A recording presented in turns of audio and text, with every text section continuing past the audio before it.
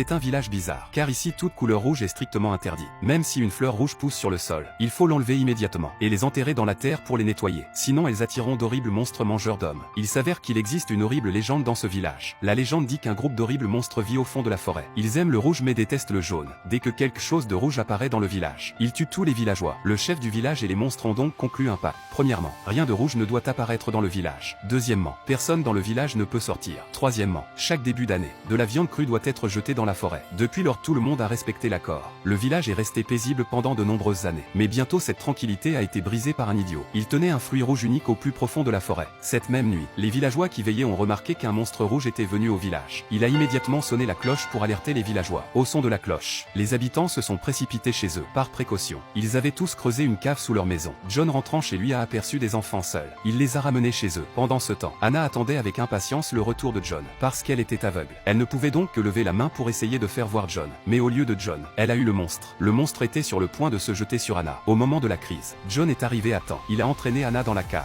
Tout le monde s'est serré les uns contre les autres et a regardé le sol. Ils ont prié pour que le monstre s'en aille bientôt. C'est ainsi qu'ils se sont cachés sous terre pour le reste de la nuit. Le lendemain matin, le monstre était enfin parti. Mais chaque maison avait une marque rouge sur la porte. Il était évident que le monstre pouvait revenir.